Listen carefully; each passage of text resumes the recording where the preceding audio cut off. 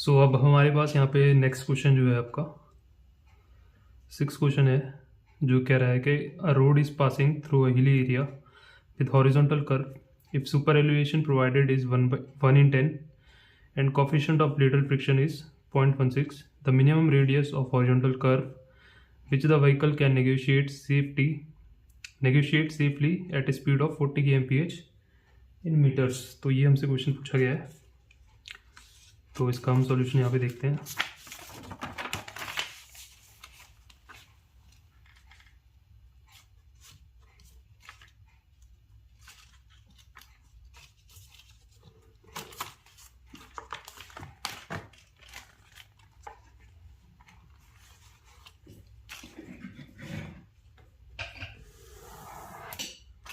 Data हम यहाँ पे जो है लिख लेते हैं, क्या क्या क्वेश्चन में गिवन है। यहाँ पे हमारे पास जो है आपका सुपर एलिवेशन की वैल्यू गिवन है 1/10, सो ई की वैल्यू आपकी 1/10 0.1 हो जाएगी। देन उसके बाद आपका लेटरल फ्रिक्शन जो है आपका 0.16 है, एफ की वैल्यू 0.16 है।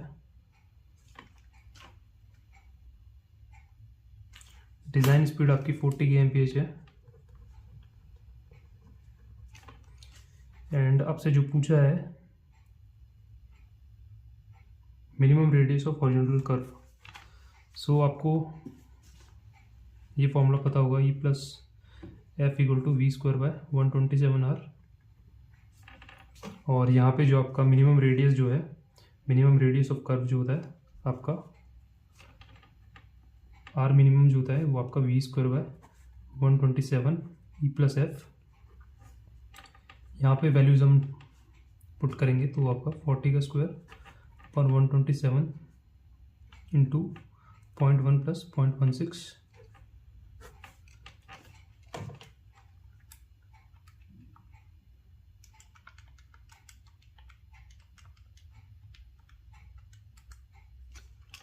$48.455 जो है आपका यहाँ पे मीटर्स के अंदर मिनिमम रेडियस निकल के आएगा। सो इस तरह से जो है क्वेश्चन सॉल्व होगा आपका। 7th क्वेश्चन जो है आपका यहाँ पे कह रहा है at highway stretches where the required overtaking side distance cannot be provided it is necessary to incorporate, मतलब कि जहाँ हाईवेज पे जिस सेक्शन पे आप ओवरटेकिंग साइड डिस्टेंस नहीं दे पाते तो आपको वहाँ पे जो है कौन से प्रोविजन की यहाँ पे जो है फॉलो करनी होती है। तो यहाँ पे ऑप्शन में गिवन है at least twice the stopping sight distance, half the required overtaking side distance, 1/3 of the required overtaking side distance, या फिर 3 times of the stopping sight distance. तो यहाँ पे जब आप ओवरटेकिंग साइड डिस्टेंस नहीं प्रोवाइड कर सकते तो आपको एटलीस्ट वहाँ पे जो है इंटरमीडिएट साइड डिस्टेंस प्रोवाइड करना होता है, जो कि आपका 2 times of stopping sight distance होता है। तो यहाँ पे करेक्ट आंसर इसके अकॉर्डिंग जो है आपका ए ऑप्शन हो जाएगा, at least twice the stopping sight distance, और जिसको कि हम इंटरमीडिएट साइड डिस्टेंस भी कहते हैं।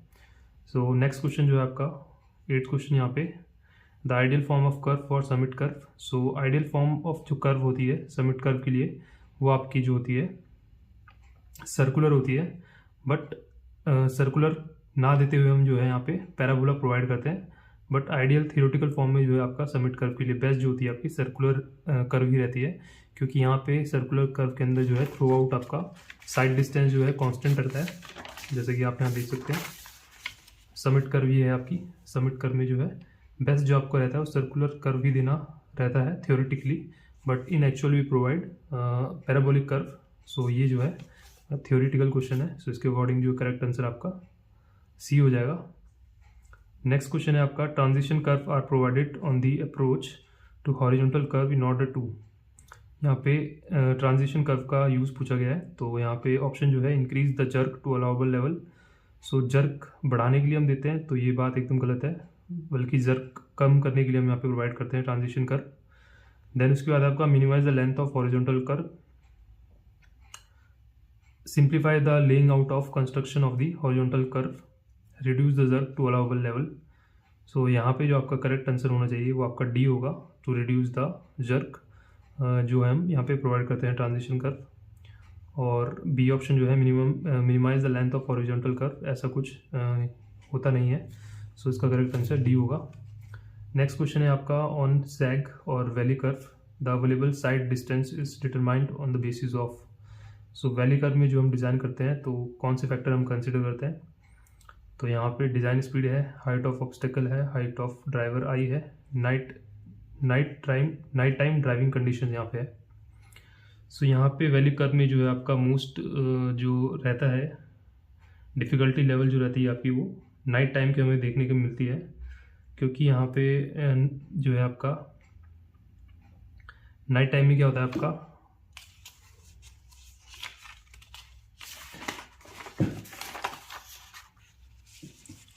वैली कर्व आप देख सकते हैं। यहाँ पे वैली कर्व में क्या होता है, जब आपका डे टाइम होता है तो यहाँ पे डे टाइम में जो है आपकी साइड डिस्टेंस में उतना फ़र्क नहीं पड़ता, आप इजीली जो है जो आपके फ्रंट से आपके डाउन ग्रेडियंट में जो आ रही है व्हीकल उसको देख पाते हैं। बट जो है आपका नाइट टाइम में क्या प्रॉब्लम होती है, जो नाइट टाइम में आपकी साइड डिस्टेंस है वो आपकी लिमिटेड हो जाती है only up to the your headlight sight distance.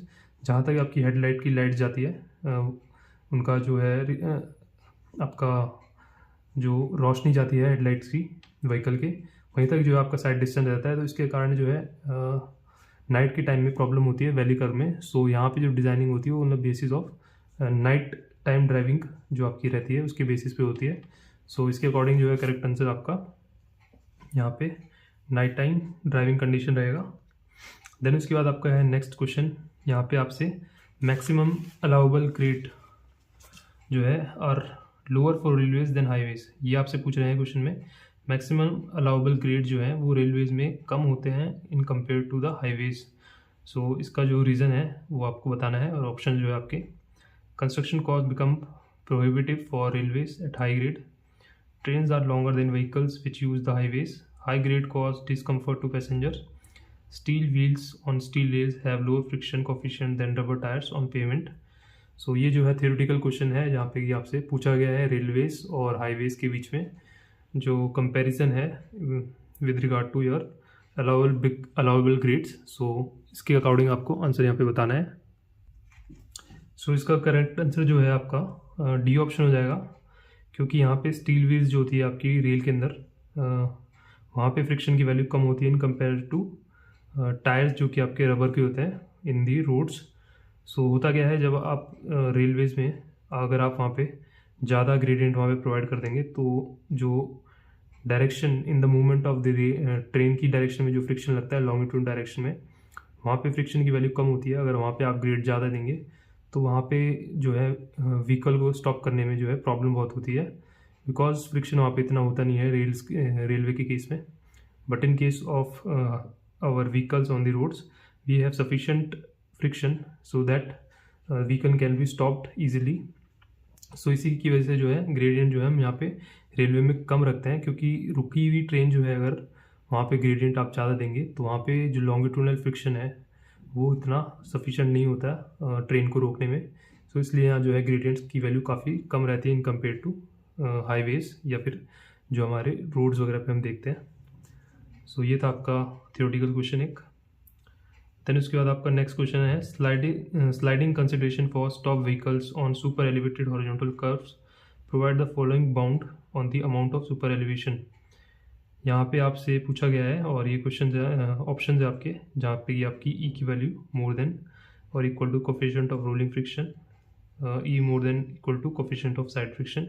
इस तरह से जो है आपके ऑप्शन है, तो आप इसको ट्राई कीजिए। सो अब आपने ट्राई कर लिया तो अब यहाँ पे हम देखते हैं इसका सॉल्यूशन। सो यहाँ पे आपसे पूछ रहा है कि sliding consideration for stop vehicle, एक व्हीकल है जो कि रुका हुआ है सुपर एलिवेटेड हॉरिजॉन्टल कर्व पर। सो वहाँ पे ई की जो वैल्यूज़ है वो किस तरह से यहाँ पे होनी चाहिए। सो ये चीज़ आपने अगर पढ़ी होगी, जहाँ पे ये आपकी लिमिट्स गिवन होती है for super elevation and your friction, ताकि आपका व्हीकल जो है स्लाइड ना करे और जो है ओवरटर्न ना करे।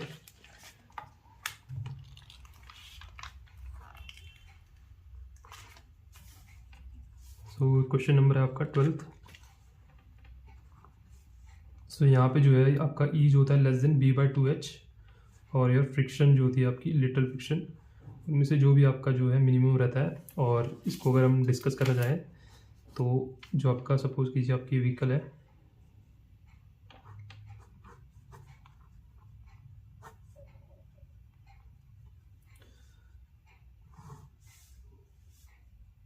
जब ये मूव कर रही थी हॉरिजॉन्टल डायरेक्शन में, तो यहाँ पे जो है आपका बाहर की तरफ यहाँ पे mv²/r लगता है और सेंटर में जो है आपका व्हीकल का वेट रहता है। साथ ही में जब ये बाहर की तरफ धकेला जाएगा सेंट्रीफ्यूगल फोर्स की वजह से, तो इन साइड में यहाँ पे फ्रिक्शन फोर्स जो लगता है आपका। So stability for this vehicle to be stable, यहाँ पे क्या होता है आपका, दो चीज़ें यहाँ पे स्टेबिलिटी हम देखते हैं, एक होता है आपका ओवरटर्निंग और वो दूसरा होता है स्लाइडिंग।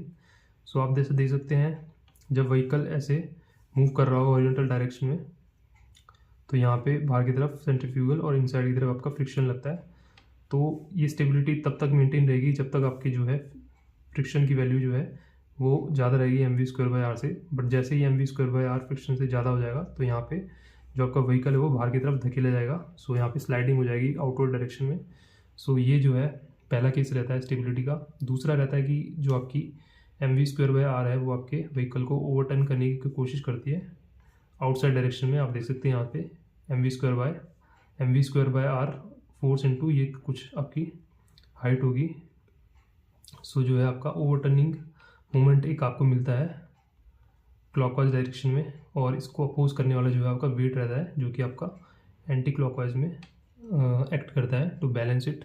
सो ये जो कंडीशन होती है फुलफिल होनी चाहिए फॉर द स्टेबिलिटी। और इसी के रिगार्डिंग जो है आप अगर यहाँ पे डिटेल में पढ़ेंगे, थ्योरेटिकल आपके नोट्स में पढ़ेंगे थ्योरी में, तो वहाँ पे आपको देखने को मिलेगा v/2h और f से जो है वैल्यू आपकी यहाँ पे कम रहनी चाहिए, जो कि आपकी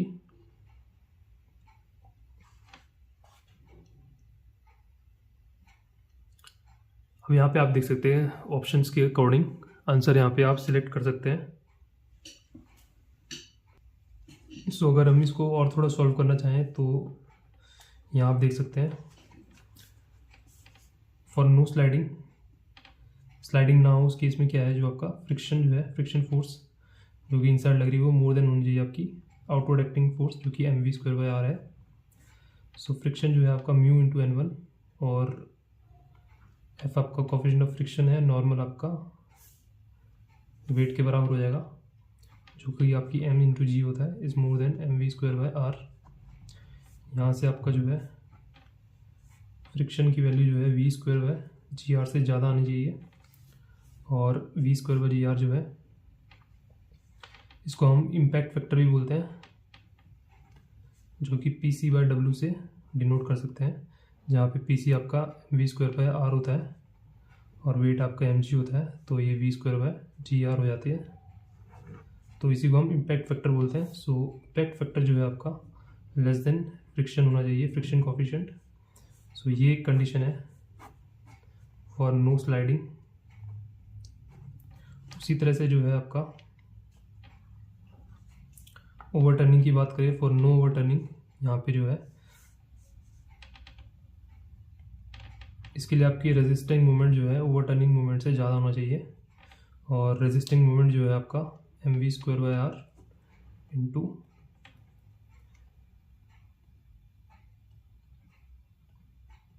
h जो है आपकी हाइट ऑफ ऑब्जेक्ट है, हाइट ऑफ व्हीकल है, should be greater than overturning moment.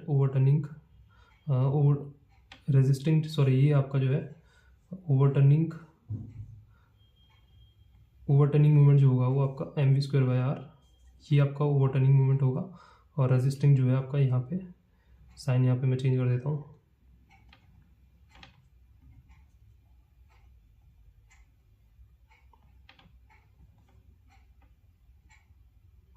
अगर b आपकी जो विड्थ है व्हीकल की, तो w आपका सेंटर ऑफ दी b में एक्ट करेगा, तो w इंटू b/2।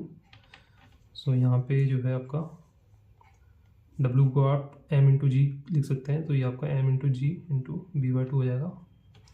यहाँ से m से आप m काट सकते हैं, और जो है आपका v²/gr जो है आपका less than equal to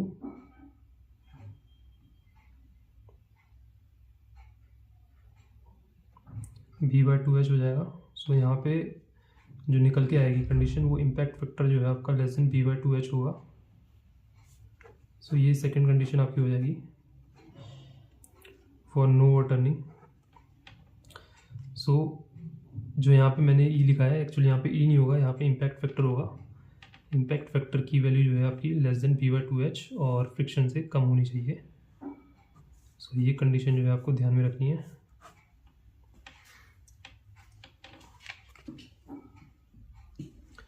so impact factor को जैसे कि आपको पता होगा एक फॉर्मूला होता है आपका E+F/1 - EF, जिसको कि हम E+F लिख के कंसिडर करते हैं फॉर स्मॉल एंगल, और ये आपका बराबर होता है V²/127R।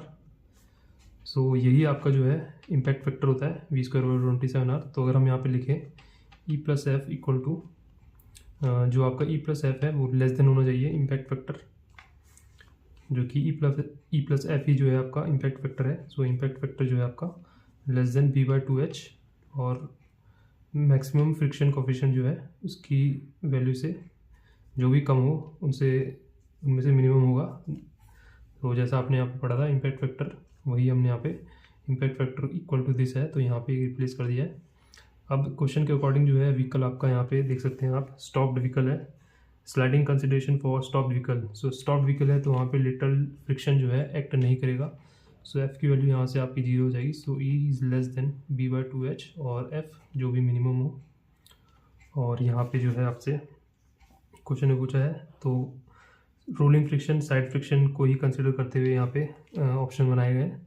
सो यहाँ पे ई जो है आपकी लेस देन एफ़ हो जाएगी, और एफ़ जो है आपका यहाँ पे होगा साइड फ्रिक्शन जो है आपका यहाँ पे रहने वाला है। सो उसके अकॉर्डिंग जो है आपका आंसर डी हो जाएगा।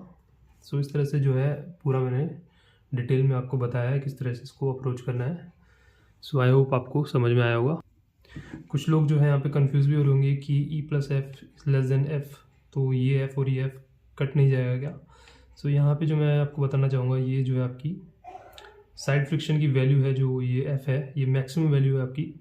फॉर एग्जांपल सपोज़ कीजिए रोड की जो मैक्सिमम अटेनेबल वैल्यू है फ्रिक्शन की वो 0.15 हमने प्रोवाइड कर रखी है। बट जैसे ही आपका व्हीकल वहाँ पे मूव करता है एलिवेटेड रोड पर, सुपर एलिवेशन जहाँ पे प्रोवाइडेड है, तो वहाँ पे सुपर एलिवेशन की वजह से जो सेंट्रीफ्यूगल फोर्स आएगा उसको काउंटरएक्ट करने के लिए आपका जो है साइड फ्रिक्शन भी डेवलप होगा, साथ में आपका जो आपने सुपर एलिवेशन प्रोवाइड किया है वो दोनों मिलकर उसको रेजिस्ट करते हैं।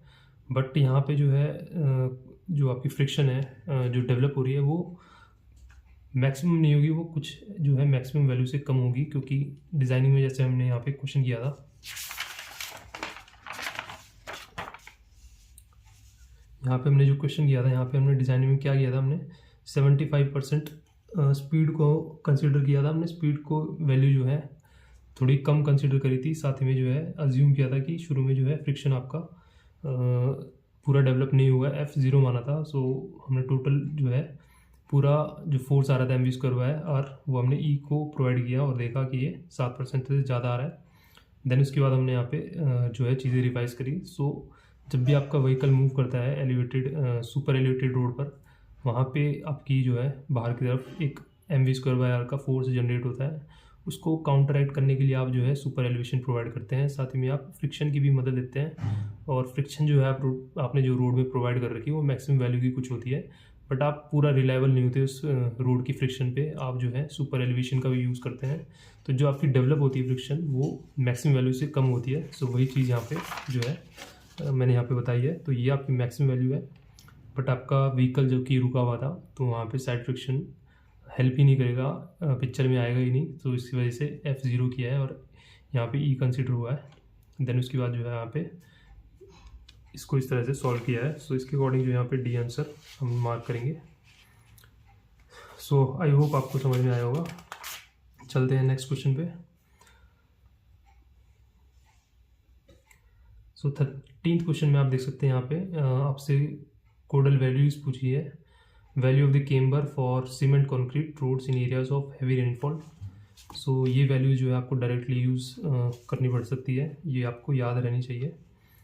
सो टाइप ऑफ पेमेंट यहाँ पे हम देखते हैं, टाइप ऑफ पेमेंट, साथ ही में आपका जो है हाई लो रेनफॉल और हाई रेनफॉल के लिए यहाँ पे वैल्यूज होती है। सो यहाँ पे हाई बिटुमिनस टाइप और सीमेंट कंक्रीट की जो पेमेंट है उसके लिए आपकी जो वैल्यूज रहती है 1.7% रहती है और ये आपकी 2% रहती है फॉर हैवी रेनफॉल। वहीं जो है आपका थिन अगर बिटुमिनस पेमेंट है वहाँ पे आपका 2% से 2.5% रहती है, 2.5 रहती है आपकी हाई रेनफॉल एरियाज़ के लिए। WBM और ग्रेवल पेमेंट के लिए या रोड्स के लिए जो आपकी 3% तक रहती है, 2.5 से 3, 2.5 आपका रहता है लो रेनफॉल रीजन के लिए और 3 आपका हैवी के लिए। और जो आपकी अर्दन रोड्स होती है उसके लिए जो वैल्यू आपकी रहती है वो 3% से 4% रहती है। सो ये जो डेटा है आपको एज इट इज़ याद होना चाहिए, ये क्वेश्चन में पूछ लिया जाता है कई बार और गेट में इतना फैक्चुअल डेटा नहीं पूछते हैं, बट इंजीनियरिंग सर्विसेज में ये पूछते रहते हैं, तो ये चीज़ आपको ध्यान में होनी चाहिए। सो इसके अकॉर्डिंग जो है आपका क्वेश्चन के अकॉर्डिंग जो है आपसे पूछा गया है सीमेंट कंक्रीट के लिए हैवी रेनफॉल में। सो सीमेंट कंक्रीट के लिए हैवी रेनफॉल में 2%, इसको हम 2/100 कर सकते हैं जो कि 1/50 हो जाएगा। सो करेक्ट आंसर जो है आपका यहाँ पे डी ऑप्शन हम मार्क करेंगे। देन उसके बाद आपका 14th क्वेश्चन जो है आपसे पूछा गया है the reaction time for calculation of stopping distance may be assumed as. So standard सवाल है ये और यहाँ पे 2.5 सेकेंड्स हम कंसिडर करते हैं। सो बी आंसर जो है यहाँ पे ऑप्शन जो है करेक्ट हो जाएगा।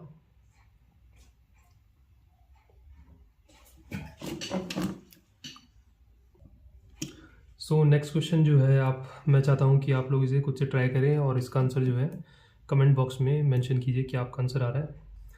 क्वेश्चन पढ़ देता हूँ मैं। The super elevation needed for a vehicle travelling at speed of 60 kmph, curve of radius 128 metres on a surface with coefficient of friction आपको गिवन है। सुपर एलिवेशन की आपको वैल्यू पूछी है, तो E+F = V²/127R लगा के सॉल्व इसको करना है आपको। 16th क्वेश्चन है यहाँ पे आपसे ascending gradient 1 in 50 meets another descending ascending gradient meets another ascending gradient. So आपसे डेविएशन एंगल पूछा है। सो ये भी एक इजी क्वेश्चन है, तो आप इसको ट्राई कर सकते हैं। एन आपको निकालना है जो कि आपका N2 - N1 हो जाएगा। N2 की वैल्यू जो है आपकी -130 रहेगी और N1 की वैल्यू -150 रहेगी। तो -130 माइनस माइनस प्लस हो जाएगा, प्लस होने के बाद 1/50 करके आपको इसे कैलकुलेट करना है। 17th क्वेश्चन जो है आपका थ्योरेटिकल क्वेश्चन है, आप इसको ट्राई कर सकते हैं। नेक्स्ट क्वेश्चन जो है 18th क्वेश्चन आप देख सकते हैं। For a highway with design speed of 100 kmph, safe overtaking side distance is. यहाँ पे आपको ओवरटेकिंग साइड डिस्टेंस निकालनी है। सो इस क्वेश्चन को मैं सोल्व कर देता हूँ।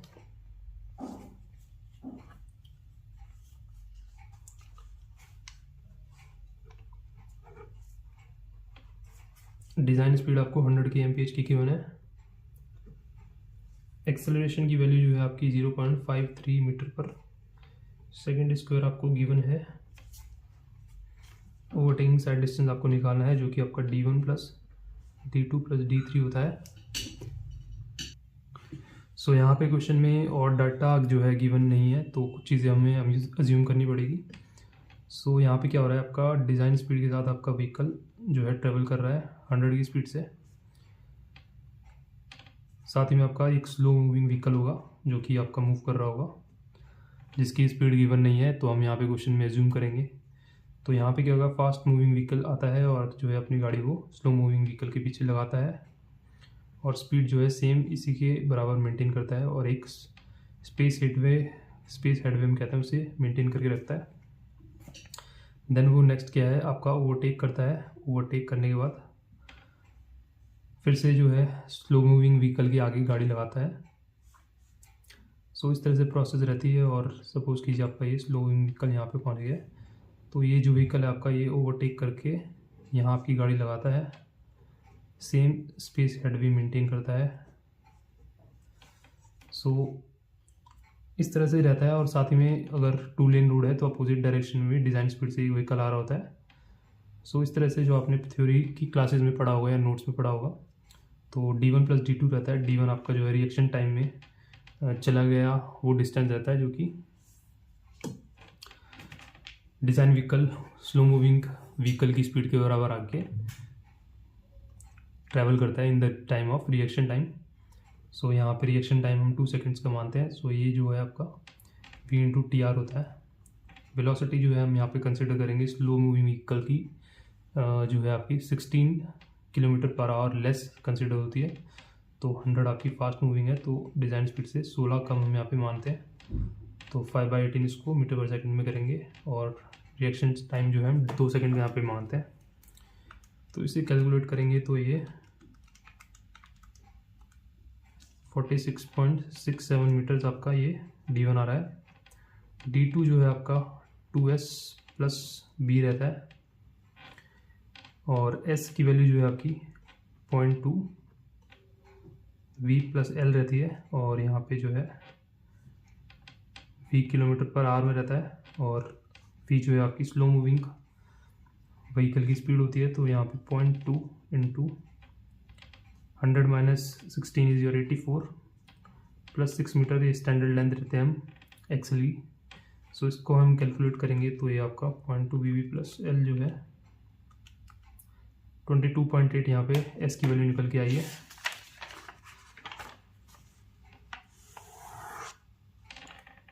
एस जो है आपका 22.8 मीटर आ गया है और बी जो है आपका बी होता है आपका v इंटू टी। टी आपका वो टाइम रहता है जब आपका व्हीकल ओवरटेक करना स्टार्ट करता है और ओवरटेक करके कंप्लीट करता है। उस टाइम में जो आपका स्लो मूविंग व्हीकल है वो जितना डिस्टेंस चल गया उस टाइम को हम टी टाइम कहते हैं। सो यहाँ पे जो आपका बी की वैल्यू निकल के आएगी उसके लिए हमें टी निकालना पड़ेगा और टी जो है आपका 4s/a से हम निकालते हैं √4s/a। सो टी की वैल्यू है 4s है हमारा 22.8, a हमारा है 0.53। इसका हम ले लेंगे √, और ये आपका सेकेंड्स में निकल के आएगा। 4 इंटू 22.8 अपॉन 0.53 का रूट हम लेंगे 13.1177 सेकेंड्स है आपका टी की वैल्यू। तो बी यहाँ से आएगा आपका 84 इंटू 5/18 km/h को अपन ने मीटर पर सेकंड में कर लिया इंटू 13.1177 करेंगे। तो ये आपका है जो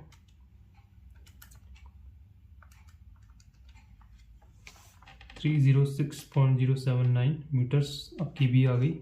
सो d2 आपका हो जाएगा 2s plus B.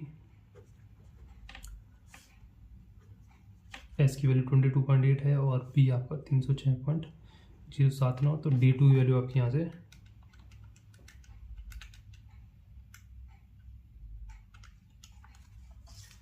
351.679 metres calculate हो गई आ गई है। और d3 जो है आपका वो डिस्टेंस है जो कि आपका अपोजिट डायरेक्शन में जो डिज़ाइन स्पीड के साथ व्हीकल आ रहा होगा वो मूव करेगा in the duration of T. जिस टाइम में आपका fast moving vehicle slow moving vehicle को ओवरटेक करेगा उसी टाइम में जो है सामने की तरफ से दूसरी लेन में डिज़ाइन स्पीड से व्हीकल ट्रैवल करते हुए आएगा। सो इसकी जो है v इंटू टी रहेगा और यहाँ पे v जो हम लेंगे वो 100 kmph लेंगे क्योंकि वो डिज़ाइन स्पीड के साथ चल रहा होगा। तो 5/18 हम चेंज करेंगे और इसको सेकेंड्स में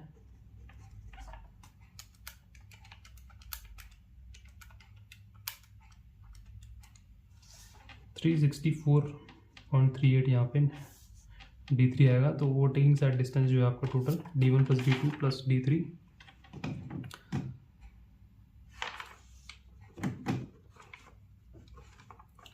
d2 की वैल्यू आपकी 351.679 प्लस 364.38 है। सो 2 लेन के केस में हम d1 d2 और d3 लेते हैं, बट अगर सिंगल लेन हुआ तो सामने की तरफ से कोई व्हीकल नहीं आएगा तो उस केस में d1 प्लस d2 ही हम कंसिडर करते हैं। तो इसको हम सॉल्व करेंगे तो ये आपका 351.679 प्लस 364.38 762.729 जो है मीटर्स में यहाँ पे आंसर आएगा आपका। सो इस तरह से जो है 18th क्वेश्चन आपका हमने सॉल्व किया है।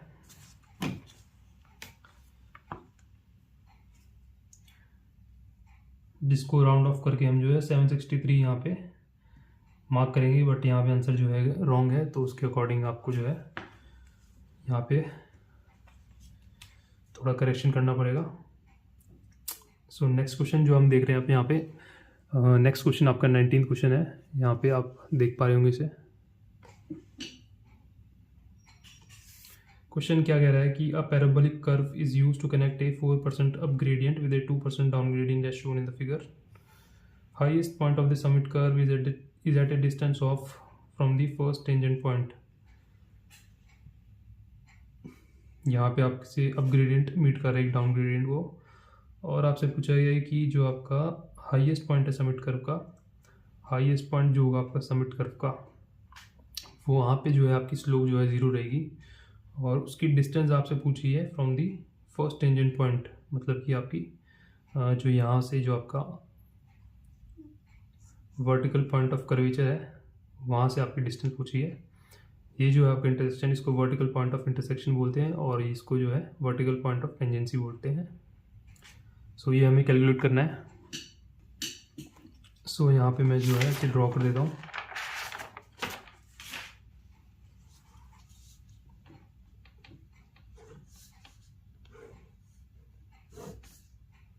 ये आपका अप ग्रेडियंट मीट कर रहा है डाउन ग्रेडियंट के साथ, और जो है इस तरह से आपका कर्व रहता है।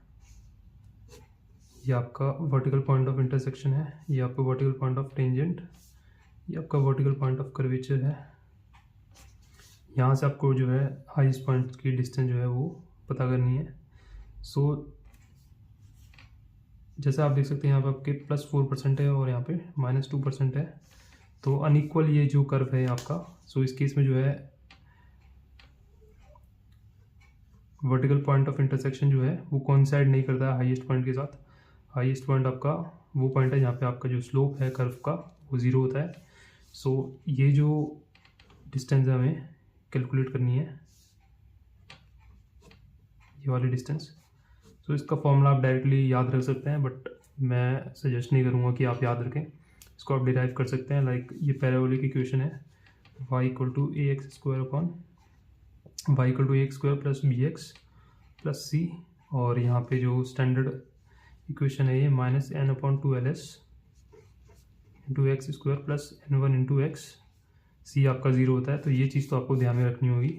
समिट कर्व इक्वेशन ये मैं जो है थ्योरी नोट्स में आपसे देख सकते हैं किस तरह से ये इक्वेशन आती है, बट ये चीज़ तो आपको ध्यान में रखनी है। तो यहाँ पे हम स्लोप निकालेंगे इसकी y', तो ये आपका जो है -n/2ls into 2x plus n1 = 0 कर देंगे, क्योंकि हाईएस्ट पॉइंट पे स्लोप 0 होती है।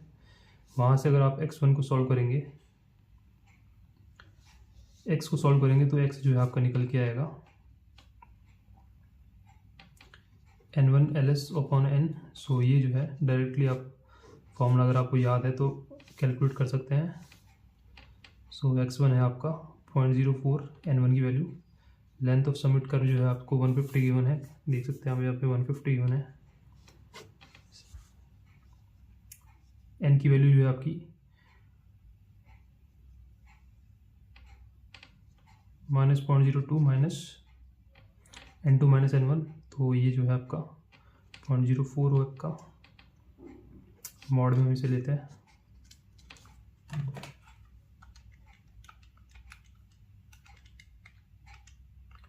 सॉल्व करेंगे तो आपको 100 मीटर जो है यहाँ से x1 की वैल्यू निकल के आएगी। सो ये आपका करेक्ट आंसर हो जाएगा। नेक्स्ट क्वेश्चन आपका क्या कह रहा है, width of carriageway for single lane is recommended to be. Single lane के लिए हम कंसिडर करते हैं 3.75 मीटर्स, और मल्टी लेन्स हो तो 3.5 मीटर की जो है हम यहाँ पे कंसिडर करते हैं पर लेन की विड्थ। और इंटरमीडिएट अगर आपकी लेन की विड्थ निकालनी हो तो वो आपकी 5.5 मीटर्स होती है। सो इस तरह से जो है ये वैल्यूज़ आपकी कोडल वैल्यूज़ है, आपको याद रखनी है। नेक्स्ट क्वेश्चन क्या कह रहा है, stopping sight distance is the minimum distance available on the highway which is the. So यहाँ पे ऑप्शन आपको गिवन है, इसको आप ट्राई कर सकते हैं। इजी क्वेश्चन है, आप इसका आंसर जो है कमेंट में मेंशन करिए, कमेंट करिए इसका आंसर। नेक्स्ट क्वेश्चन है आपका, ruling minimum radius of horizontal curve of national highway in plain terrain is for a ruling design speed of 100 kmph। E की वैल्यू गिवन है और एफ की वैल्यू गिवन है, और रूलिंग मिनिमम रेडियस आपसे पूछा है। तो ये सिंपल क्वेश्चन है, यहाँ पे E + F = v²/127r लगेगा और ई और एफ की वैल्यू डालनी है आपको और आर यहाँ पे कैलकुलेट करना है। इसका आंसर भी आप जो है कैलकुलेट करके कमेंट बॉक्स में मेंशन कीजिए। नेक्स्ट क्वेश्चन है आपका, design rate of super elevation for horizontal curve of radius 450 metres for a mix traffic condition having speed of 125 kmph is.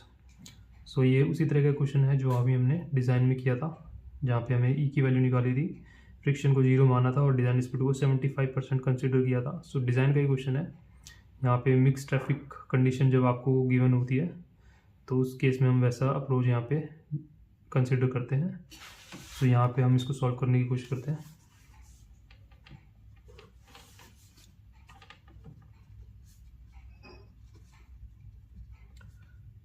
यहाँ पे जो है हम यहाँ पे 0 कंसिडर करेंगे और डिज़ाइन स्पीड हम 75% यहाँ पे लेंगे।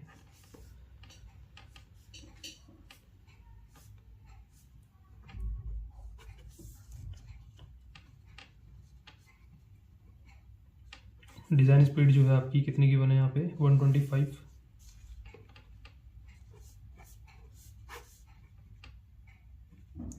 रेडियस ऑफ कर्व आपका जो है यहाँ पे 450 मीटर्स, आप देख सकते हैं यहाँ पे 450 मीटर्स आपको गिवन है। और यहाँ पे टेरेन की बात करें तो आपका जो है यहाँ पे टेरेन अगर आपको गिवन नहीं है तो यहाँ पे हम प्लेन एंड रोलिंग ही कंसिडर करेंगे और इससे हम कैलकुलेट करें तो 0.75 इंटू 125 का होल स्क्वायर,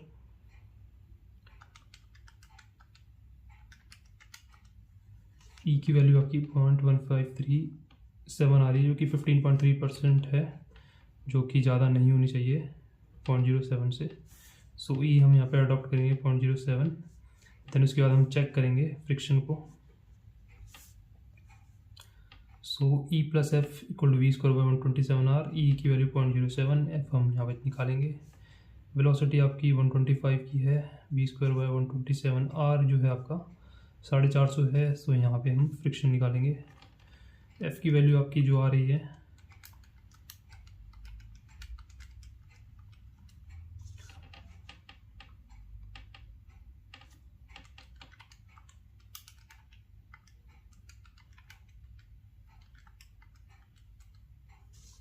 0.203, यहाँ पे एफ की वैल्यू आपकी निकल के आ रही है।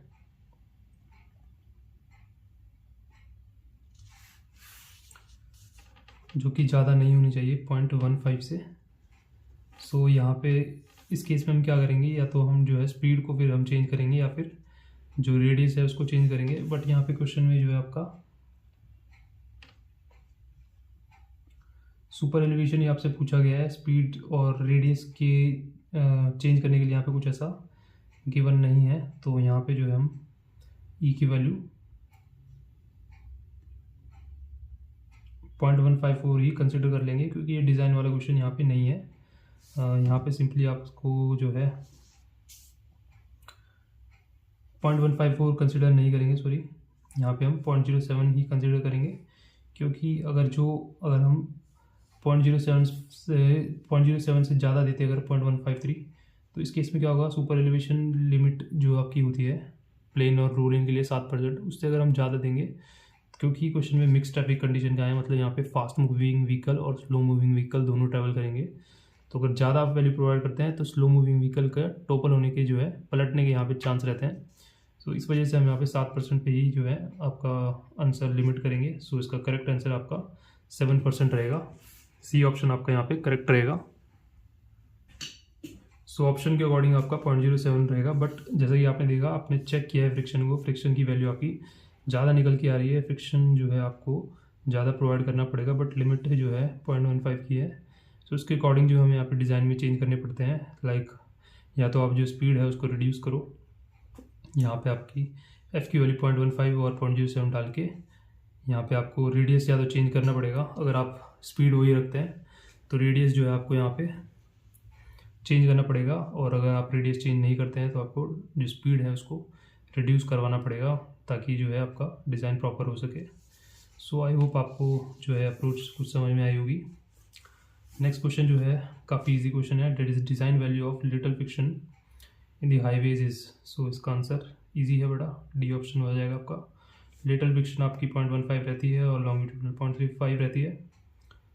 सो नेक्स्ट क्वेश्चन है, camber on highway is provided to take care of, option है आपके centrifugal force, drainage, sight distance of tracking. So camber जो आप प्रोवाइड करते हैं, जो हमने भी टेबल भी देखी थी जहाँ पे कि आपका पेमेंट पे डिपेंड कर रहा था और रेनफॉल रीजन पे डिपेंड कर रहा था, तो वो आपका ड्रेनेज को टेक केयर करने के लिए होता है ताकि वहाँ पे पानी रुके ना। अगर आपकी पेमेंट सपोज कीजिए स्मूथ है, लाइक हाई बिटुमिनस टाइप और सीमेंट कॉन्क्रीट टाइप, तो वहाँ पे आप जो है ग्रेडियंट की वैल्यू कम देंगे क्योंकि वहाँ पे इजीली वाटर ड्रेन कर जाएगा। बट वहीं अगर आपका रोड का पेमेंट जो है आपकी रफ़ है, फॉर एग्जांपल पूरी अर्दन रोड है, तो वहाँ पे जो है वाटर ठहरने के चांस मिलेंगे रहेंगे, वहाँ पे पानी जो है रुक सकता है। पानी रुकेगा तो वहाँ पे जो है सीप कर सकता है सब ग्रेड में, इसलिए वहाँ पे जो है आपकी केम्बर की वैल्यू ज़्यादा थी। ग्रेवल के लिए आपने, अर्दन रोड के लिए आपने देखी होगी 3 से 4% थी फॉर लो और हैवी रेनफॉल के लिए। यहाँ मैं दिखा भी देता हूँ आपको।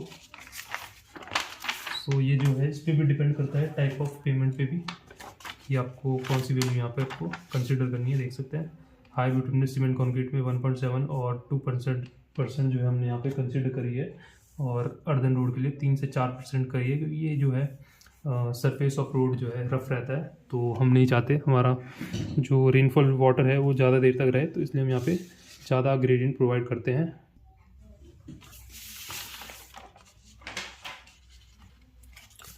नेक्स्ट क्वेश्चन आपका है 26। यहाँ पे आपको क्या गिवन है, क्वेश्चन में कहा गया है कि अ valley curve has a descending gradient of 1/40 followed by ascending gradient of 1/50, the length of valley curve required for a design speed of 80 kmph for comfort condition। So valley curve आपकी जो design होती है comfort condition के according, उसका जो formula होता है आपका,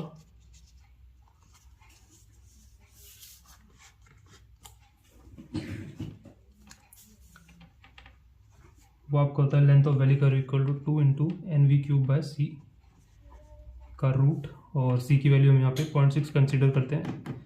सो डेविएशन एंगल अगर हम निकालें तो ये आपका जो है mod of n2 - n1। n2 जो है आपका यहाँ पे डिसेंडिंग ग्रेडियंट मीट कर रहा है आपका असेंडिंग ग्रेडियंट से, सो 1/50 माइनस 1/40 का मॉड हम लेंगे यहाँ पे, तो n की वैल्यू जो है आपकी निकल के आएगी 9/200। n की वैल्यू आपकी 9/200 यहाँ पे रहेगी। So length of valley curve जो है आपका 2 इंटू n आपका 9/200 है, v जो है आपका v³ जो है आपका 80 का क्यूब रहेगा।